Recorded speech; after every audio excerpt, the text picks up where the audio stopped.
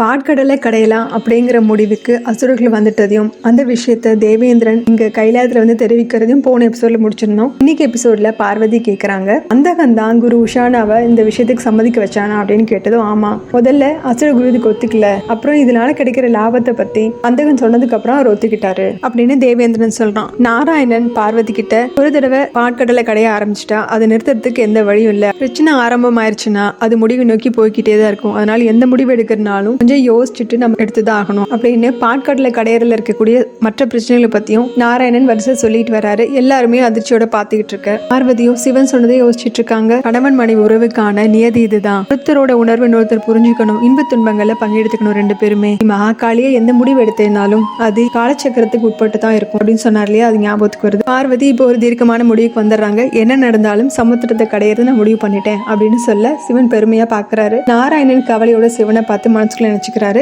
மும்மூர்த்திகள்ல ஒருத்தன்கிற முறையில என்னால் இதுல பங்கெடுத்துக்க முடியாது, தேவர்கள் லட்சுமி தேவி கூட்டிட்டு வர எடுக்கிற இந்த முயற்சியில கலந்துக்க முடியாது, இனிமே நீங்க தான் அதை முன்னாடி நடத்தணும், ஆனா அது உங்களுக்கே ஆபத்தா கூட முடியலாம் அப்படின்னு நினைக்க சிவனும் மனசுக்குள்ளே அவருக்கு பதில் சொல்றாரு. இது மகாதேவருக்குரிய பரீட்சை மட்டும் கிடையாது, மகா காளிக்குமானது. சிந்தனைகள் வேற வேற மாதிரி இருக்கலாம், கடமை ரொம்ப கடினமானதா இருந்தா கூட இலக்கை நோக்கி நாங்க ரெண்டு பேரும் பயணம் செஞ்சுதான் ஆகணும், பலன் எப்படி இருந்தாலும் எல்லாமே விதிப்படிதான் நடக்கும் அப்படின்னு பதில மனசுக்குள்ளே சொல்றாரு. பார்வதியும் தேவேந்திரனுக்கு இதுக்கான வேலைகள்லாம் ஆரம்பிங்க, விநாயகர் கூட வச்சுக்கோங்க, மந்தார மலையை நீங்களும் அசுரன் சேர்ந்து எடுத்துட்டு வாங்க, நான் உங்களை அங்க வந்து பாக்குறேன் அப்படின்னு சொல்ல எல்லாரும் அங்க இருந்து கிளம்பவும் நாராயணன் சிவன் கிட்ட சொல்றாரு, இந்த பிரபஞ்சத்தோட நன்மைக்காக நீங்க எவ்வளவு பெரிய தியாகம் பண்ண போறீங்க அப்படிங்கிறது அசுரர்களுக்கும் தெரியாது, தேவர்களுக்கும் தெரியாது, ஆனா எனக்கு தெரியும். கைலாயநாதர் இந்த பிரபஞ்சத்துக்காக தன்னோட உயிரையே பணையம் வச்சு ரொம்ப பெரிய விஷயத்த செய்ய போறாரு, அதனால எல்லாம் துவங்கறதுக்கு முன்னாடி நான் வணங்கி விடைபெறேன் அப்படின்னு சொல்லிட்டு அவர் வணங்கிட்டு அங்கிருந்து கிளம்புறாரு. பார்வதி எல்லாத்தையும் கண்ணீரோட கேட்டுட்டு இருக்காங்க. இப்போ சிவனும் பார்வதியும் தான் அங்க இருக்காங்க. பார்வதியை பார்த்து சிவன் கேட்கிறாரு, நீ ஏதோ கவலை இல்லாத மாதிரி இருக்கியே அப்படின்னு கேட்க,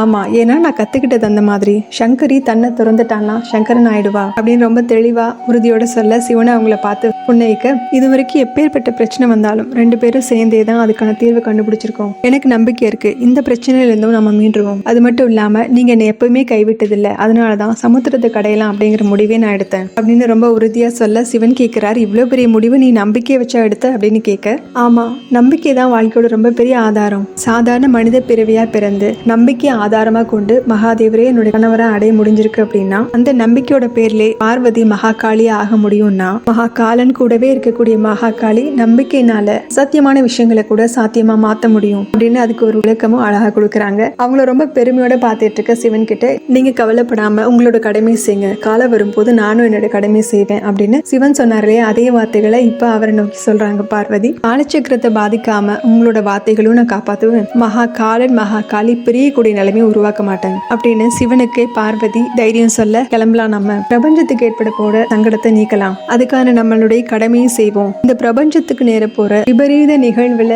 கலந்துக்க சமுத்திரத்துக்கு போகலாம் அப்படிங்கிறாரு. அடுத்த காட்சியில தேவர்கள் அசுரர்கள் எல்லாருமே மலையை நோக்கி வந்துகிட்டு இருக்காங்க. சிவன் சொல்றாரு, சமுத்திரத்தை கடையிறது அப்படிங்கிறது மனிதர்களுடைய மனங்களை கடையறதுக்கு சமம், அழகால விஷயத்தை போலவே மனிதர் மனங்கள் இருக்கக்கூடிய விஷயமும் வெளிப்பட துவங்கும், அதுக்கப்புறம் எல்லாமே தெளிவாயிடும் அப்படின்னு சொல்ல மலைக்கு பக்கத்துல வந்து நிக்கிற அந்தகன் சொல்றான், வாங்க இந்த மலையை இங்க இருந்து தூக்கிடலாம் அப்படின்னு சொல்ல குரு உஷானாதா அவரோட சக்தியை செலுத்தி அந்த மலையை அங்கிருந்து அப்படியே அலைக்க தூக்கி கடலுக்கு நடுவில் கொண்டு வந்து நிறுத்துறாரு. இது சிவன் பார்வதி ரெண்டு பேருமே கைலாயத்துல இருந்து பாத்துக்கிட்டு இருக்காங்க. நேரம் வந்துருச்சு கௌரி அப்படின்னு சிவன் சொல்ல ரெண்டு பேருமே அங்க இருந்து கிளம்பி பாட்கடல் இருக்கிற இடத்துக்கு வந்து சேர்றாங்க. இதோட இந்த எபிசோட் முடியுது. அடுத்த எபிசோட்ல பார்க்கலாம். சேனல் லைக் பண்ணுங்க, ஷேர் பண்ணுங்க, சப்ஸ்கிரைப் பண்ணுங்க, பெல் பட்டனை பிரஸ் பண்ணுங்க. தேங்க்யூ.